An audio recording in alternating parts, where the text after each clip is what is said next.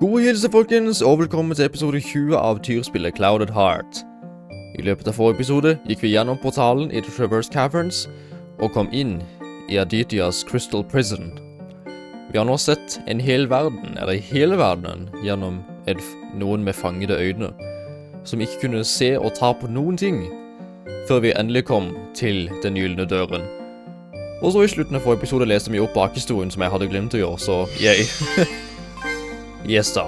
Vel, da tror jeg vi skal kaste oss rett inn i det siste av det siste i Cloudedheart. Da, ja. Og håper jeg for Guds skyld at vi skal få dette til, for hvis jeg feiler nå, så blir det veldig flaut. Men, ja. I så fall så får dere se meg feile. Så, om ikke annet så er det i hvert fall noe positivt inn i det. Vel, it is time. This is it. We'll find Aditya in here. Once we go in, there'll be no turning back. Better make sure we're fully prepared. Og det er vi. Let's go.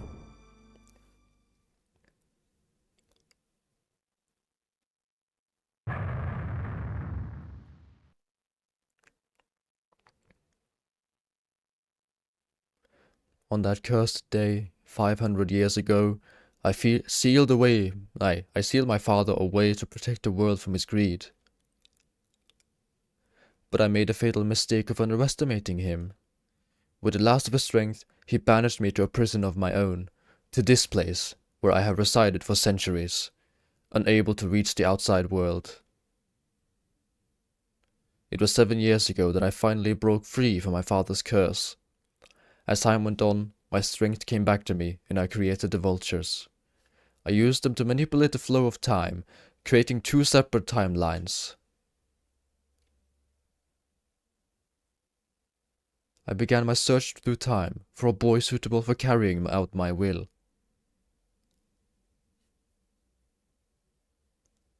And I found you.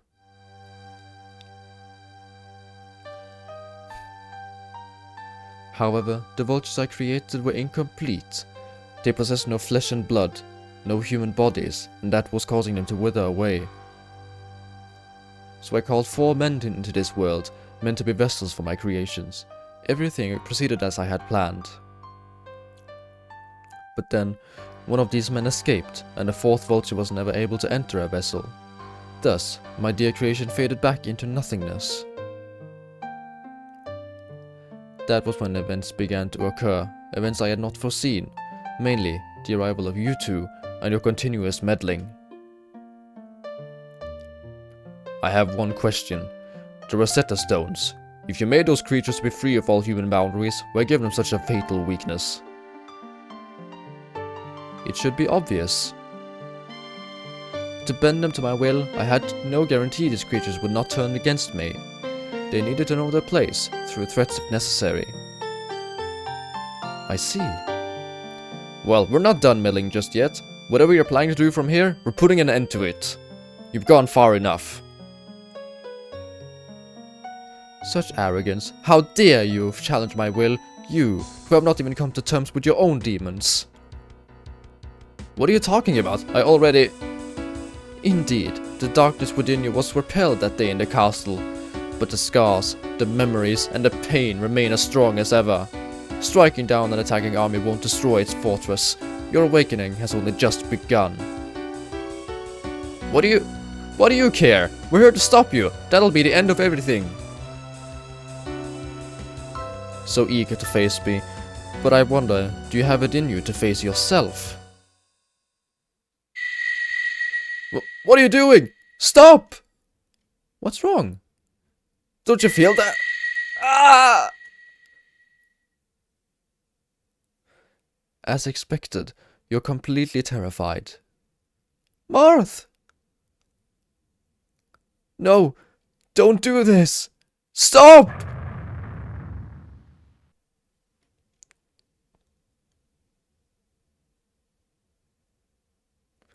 Ugh. I thought I wouldn't have to see this place again.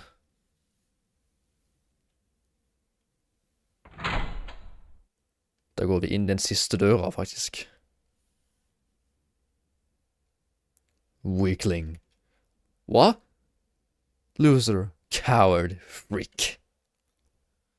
What's going on? Who's talking? Sorry, there just isn't room for you here. Like you could ever be with a woman. You're the ugliest little brat I've ever seen. Noen som vet ha en anelse? No, don't! I don't want to think about those things anymore. Weakling, loser, coward, free. Weakling, loser, coward, free. Og så videre. Why aren't you coming back home, Dad? Don't you want me anymore? Don't you want to be my dad? No, stop! Who the hell are you? Oof. Need you ask? I am you. You are me. You and I are one and the same. I am a fragment of you, one that exists in the darkest depths of your mind. Why are you doing this to me? I have done nothing. You are doing this to yourself. All of this is a result of your actions, your own emotions. You have always refused to face this truth. What are you saying? I know all that there is to know about you. You don't! You don't know anything! I've never allowed anyone to know. I am the you that exists in your mind. Indeed, your greatest fear is the you that exists in the minds of others. Therefore, you hide. You refuse to reveal your true self to anyone. You know this to be true. Don't do this to me. You're so afraid of giving others the wrong impression of yourself that you attempt to shut out all impressions entirely. Thus, you are alone. That's right. Open your eyes. Your entire life has been spent hiding from what could potentially cause pain from interaction with others. However, living that way has been painful as well, has it not? It has. Indeed. In fact, it has only served to strengthen the very core of your suffering, the core that is loneliness. Loneliness? Yes, it is a human nature to embrace one another. You run from this in fear of being hurt, yet in the process of doing this, you only hurt yourself. So no matter what I do, I can't escape the pain? You mean there's no hope for me? There is always hope. That is why I am here. I offer liberation. Give in, Marth. Lower your guard. End this lifelong struggle. Free your heart and sleep forever in the sweet embrace of death.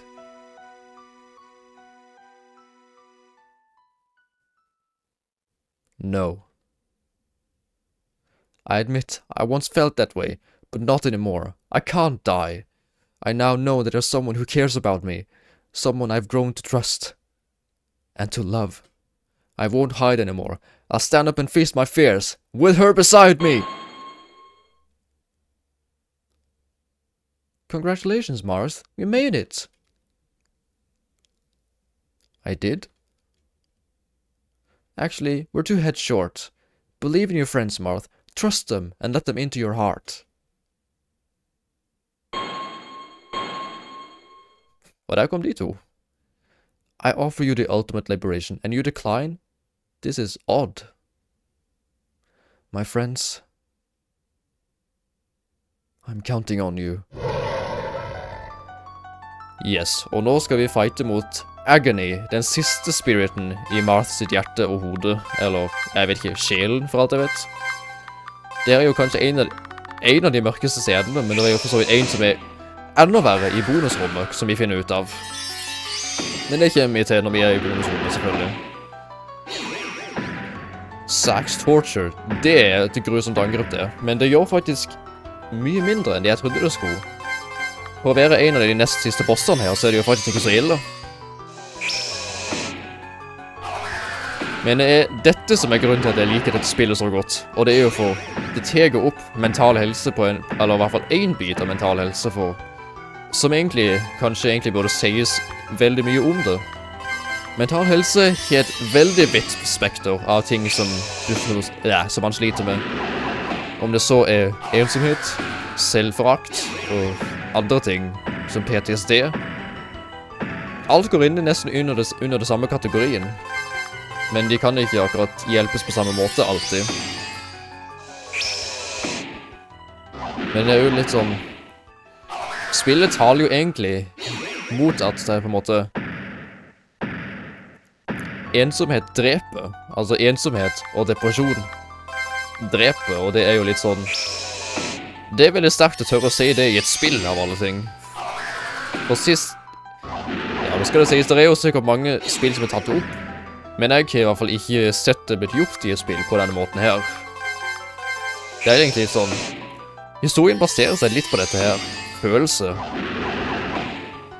Er av navnet Cloudedheart. Og der vant vi. Jeg trodde vi skulle være her mye lenger. Men tydeligvis ikke.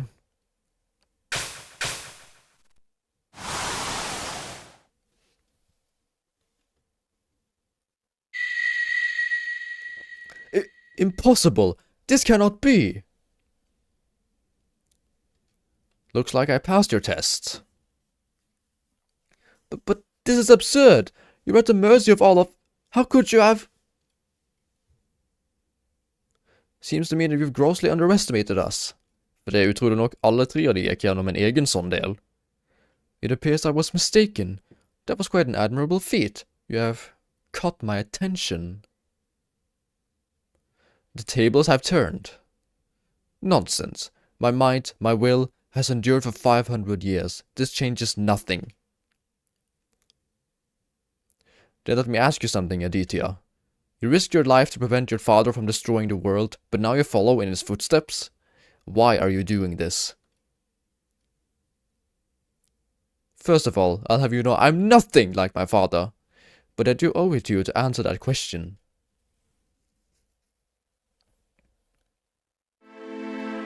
Have you ever stopped to take a good look at the disturbing world we live in? For centuries, I was trapped inside these cursed chambers, betrayed, punished by my own father. In this disgusting place, I was alone. Images of the world were all around me, but I myself was invisible. Can you even begin to imagine what this is like? Observing everything, unable to reach out and grasp it, standing in the cold, looking in, seeing the world only through a crystal mirror, having nobody, nothing to interact with, and your own mind slowly eating away at you. Det høres litt ut som et mentalsykdom, egentlig. This has been my curse, my reality, my 500 years of agony! Do we truly desire a world in which a fate like mine is allowed? Should such a level of misery be permitted to exist? I have taken it upon myself to banish this pain. The only way for a human being to achieve eternal peace of mind is through death. Life is simply a futile struggle towards peace, peace sought after through power, which in turn brings misery to others. This has been reality ever since the human mind invented the concept of yours and mine. It is our never-ending circle of despair. Therefore I will end all life, the source of all struggles, of all suffering. That is my ultimate desire. Just as I suspected. Even the one pulling the strings is just doing what she believes is right. Hate to say it, I kind of understand you. We're getting tired of running around chasing after people like you, and I'm sure you're getting sick of our meddling, so how about this? It ends here. The winner decides. If you win, do whatever you want, but if we defeat you, we'll be the ones to decide the world's future. The winner takes it all, Exactly. As for the loser, no hard feelings. Sounds about right. Indeed. This should be good. An interesting proposition. Very well, I accept. But make no mistake, I shan't go easy on you. Rest assured, neither will we. Death will come to us all someday. It is pointless to rush things. Today, we will fight despair and press on. We will live. Banishing despair alone is a foolish idea. You fear the dark and therefore wish to eliminate it. But to go such lengths as to shatter the light along with it, I cannot allow this. Aditya, we'll show you just how strongly we believe in the future of mankind. Og da er det siste fighten her da. Og der har vi et noe snodig bilde av Aditya. Jeg vet ikke helt hva jeg skal tenke om det. Men da er det egentlig bare å kjøre på med all magic, og fordi jeg var litt bekymret for livet her, så tror jeg bare vi gjør sånn. Vi ser, og så sånn. You poor misguided fools. Don't you see? This is the only way. This is our only redemption. Lower your weapons. Come and join me in eternal sleep. Nope. Jeg har ikke tenkt å sove med deg. For det vil i så fall vært en eller annen merkelig form for nekrofili. Den hadde ingenting å si der. Oi. Så det betyr at Lionel er egentlig veldig ubrukelig med magien sin her. Det var teit det. Crap, nå skal jeg ikke bruke den igjen, vet du. Eller et øyeblikk. Nei, jeg trenger ikke bruke det ennå. Da må jeg vel bruke vanlig attack med Lionel, det er teit. Men ja. Og en dyrt jeg kommer til å prøve gjentatte ganger å få meg til å overgi meg, men det går ikke. Ta litt ild, så selvfølgelig er det bedre. Frozen Tears. Noen angrep er jo litt kjipe, så la meg se. Vi kjører med deg, og så kjører vi Harmonia, Attack og Ragnarok. I witnessed the Elena War of 100 years ago with my own eyes. Innocent men and women, young and old, slaughtered like animals of one man's lust for power. Tell me, could you have looked into the eyes of those victims and told them the world had not betrayed them? Jeg kunne sett i øynene og sagt at verden har vært jævlig mot dem. Men holdt på å si, hva annet er det du vil jeg skal si om det? Tanke. Enda mer resolve. Du kommer jo ikke til å klare å ta meg med å brenne igjennom resolven min her, vet du.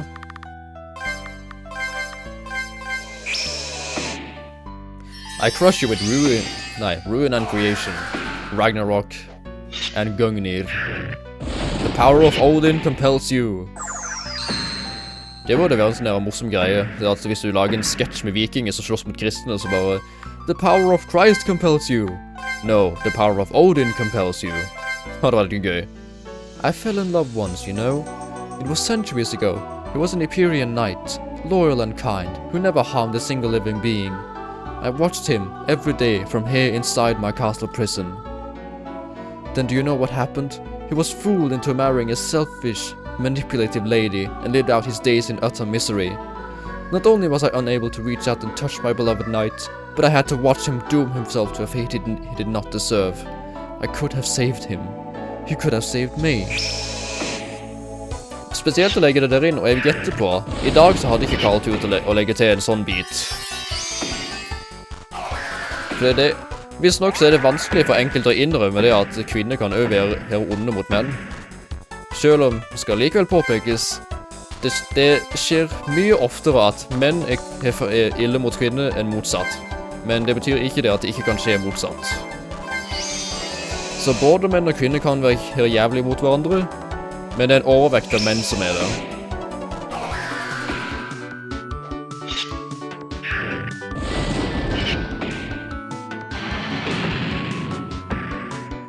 Det var ikke veldig interessante angrep hun hadde der. Det var liksom bare burning resolve hele siden nå, vet du. Jeg begynner å gå litt tom for magic med Martha, men det får gå fint. Nei, jeg kunne ikke bruke det selvfølgelig. Decades ago, a young girl caught my eye. A sweet child that reminded me much of my past self, innocent and kind. Do you know what happened to her? She was chased up into the mountains by a pair of boys who wanted more from her than she wanted to give. Terrified, she ran from them, stumbled and fell off a cliff. Her life was instantly stolen from her, and those responsible were never punished for their horrible sins. Last year, those two disgusting boys, now disgusting old men, were the first two human beings my vultures murdered.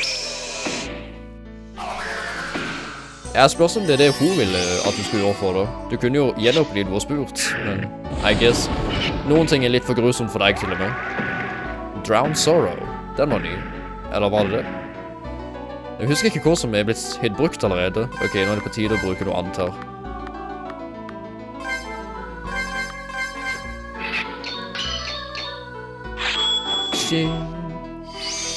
Harmonia All. Du klarer ikke å få drept meg ennå, det der.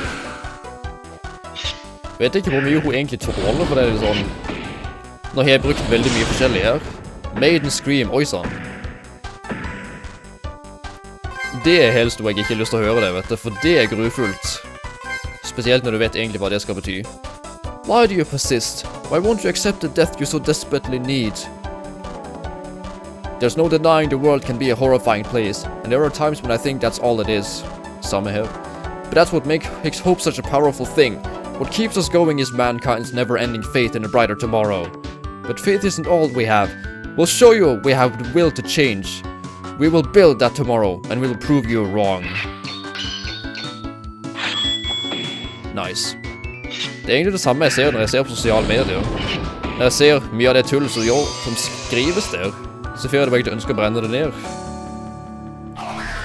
Men heldigvis så er det jo flere som da faktisk teger vettet til seg og går av sosiale medier for å bevare det de har. Og til de som klarer det, så er jeg faktisk veldig glad på dine vegne for at du fører til. Der ja! Så fort jeg begynte å snakke om sosiale medier, så fikk spillet nok av meg, vet du.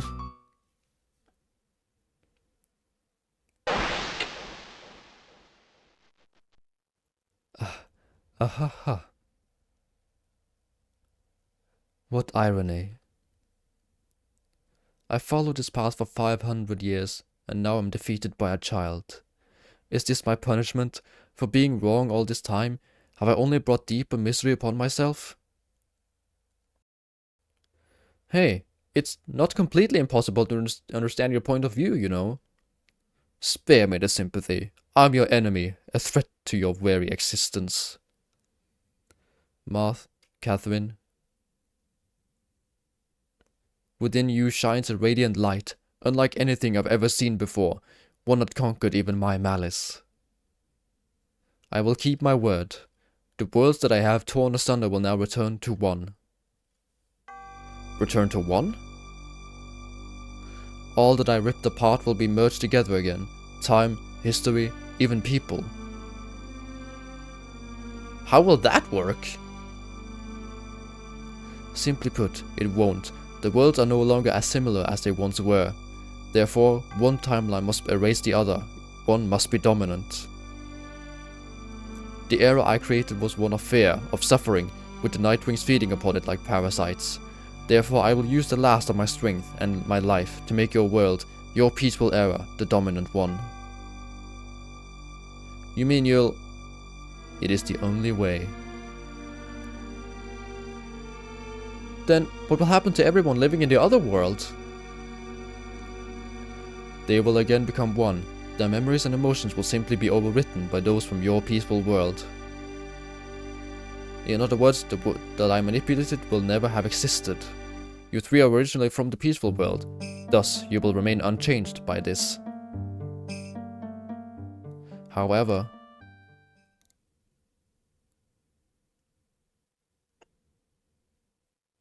I'll forget everything. My time with the Nightwings, my departure from Aethera, and my journey with you. I fear even the strongest of memories are unlikely to survive.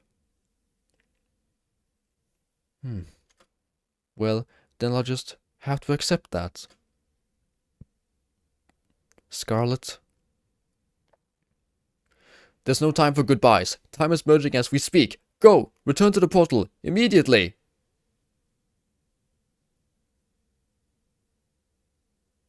Thank you. Det var litt sånn fin, da. This sensation, this warm embrace. I can feel it. I'm fading.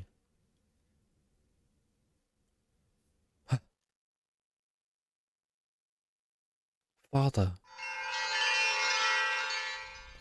Igjen for henne som med seieren nå. Well then. I guess this is goodbye. Scarlet. I'd like to say I'll miss you and that I'll never forget you, but I guess that isn't a promise I can keep. Either way, we'll find you. Even if you forget us, we won't forget you. We'll come visit you sometime. He's right, and we'll make you remember. We won't stop nagging until you do. Agreed. This is not our last meeting. My friends, Marth, Catherine, Lionel. Hvorfor sier du ikke Dion? Du hørte det jo. I've seen and done a lot of things these last few years. Many of them I'd like to forget. but I want you to know that my time spent with you, it truly... Scarlett! Åh, da rakk hun det ikke. Jeg hater de der, når det skjer. Uff, ja, men nå har vi kommet hjem, heldigvis. Tror jeg. Everyone, let's go home.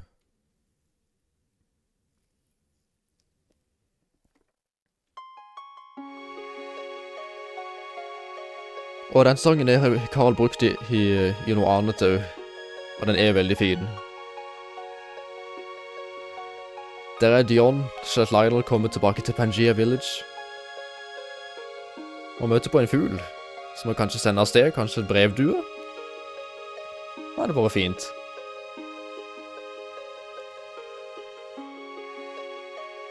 My home, it's been 7 years. Back then, the time that I was the happiest. I cannot go back and face it just yet, not while there are still promises left to fulfill. I swear, when I have achieved what I set out to do all those years ago, I'll return to you, Lillian. Perhaps then I'll be worthy of your love once again. Men, until then, I trust you'll take good care of her, my son. Det der er jo nesten bare cop-out. Han vet nå hvem han er. Han må jo gå tilbake. Er det mulig? Det er ikke alltid jeg liker med den slutten her, men ja. Dette er jo for så vidt litt så morsomt. Lillian, Marths mor, er jo veldig keen på at han er hjemme. Catherine er litt sånn der, ok, jeg kan la de være alene. Men så blir hun besøkt av Kieran, så han kanskje fikk lyst til å besøke niesen sin der. We spent so much time hiding from each other, you and I. But now those years are over. I now understand the burden you were carrying, all alone for so many years, and how much our journey together lightened that. I'm truly grateful you finally let me in, that you've trusted me and given me a chance to know you, maybe even heal you. But what I still haven't told you is that you've been healing me too. Someday, soon, I'll tell you my story, Marth, and I know you'll listen.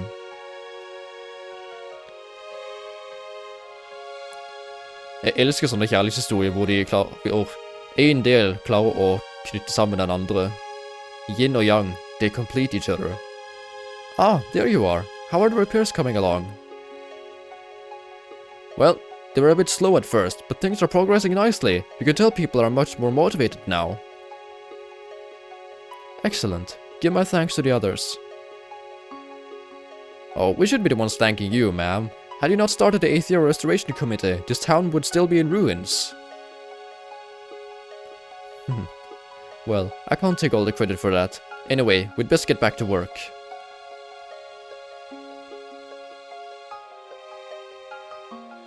Am I doing alright, Lucas? It is thanks to you that I made it this far, because you believed in me. I'll never forget your words that day. You taught me the importance of hope, and now, the dream that you and I shared is soon to be realized. Now, once the restoration is over, I'll have some other friends to visit. Marth, Catherine, Dion, my time spent with you, it truly changed me. Så hun husker faktisk, og brukte for øvrig riktig navn for en gangs skyld. Yes da.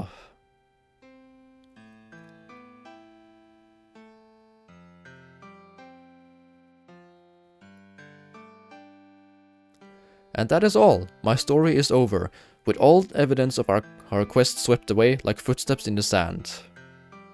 But you and I share a memory of a journey that brought us together. Our hearts, no longer apart, have joined together to beat as one.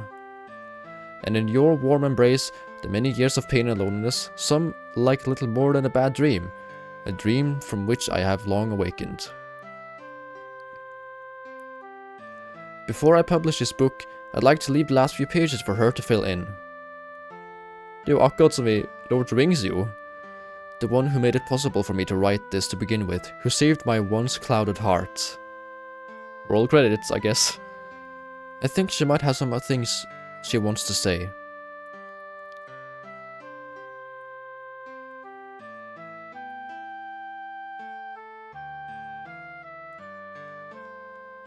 Og der kommer Catherine inn, når Marth er ferdig.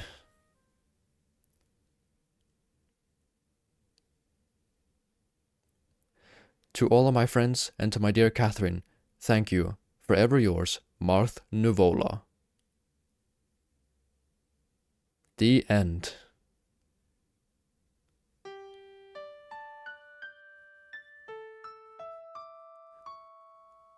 Det er litt vanskelig å beskrive egentlig følelsen når jeg sitter med når jeg først ser alt sammen igjen, for det er lenge siden jeg har sett, eller spilt gjennom dette her sånn fullt holdent og ordentlig. Congratulations on finishing the game. You have now unlocked the bonus room, where you can hear a few words from the maker of this game, and find out things you may not have noticed. You'll also find additional scenes that are relevant to the story, but didn't fit into the game itself. Would you like to enter the bonus room? Vel, det kan vi ta i neste episode, folkens. Men da håper dere likte denne serien her. Da avslutter vi serien for godt her. Ja, så som nevnt så håper dere likte dette her litt, fordi jeg vet, Lego-serien er jo det som egentlig gir mest visninger hos meg, men det er litt sånn, jeg har lyst til å branche litt ut her og der for å få litt, altså for å få litt pusterom mellom hver gang jeg gjør Lego. Så, ja. Så om du er en fan av Karl i Norge, så, ja, da vet du i hvert fall litt hva dette spillet handler om, og kunne nyte det litt bedre enn de som nødvendigvis ikke hadde sett det. Men jeg håper vi likevel folk likte den serien her, og som vanlig, folkens, hvis dere likte den serien her, og liker det jeg gjør, så setter jeg veldig stor pris på likes, kommentarer og abonnenter, for de som har lyst til å støtte meg litt grann der. For igjen, jeg har ikke tenkt å tjene noe på dette her, for det er ikke lett å tjene på YouTube i Norge. Så det er egentlig bare moralsk støtte, det vel jeg kan kalle det. Men så ja, så frem til neste serie, så håper dere alle her en fortreffelig dag, en fortreffelig uke med fortreffelige folk. Så tror jeg vi snakkes fint og godt med i neste serie som kommer ut på Tusen kanal. Snakkes med.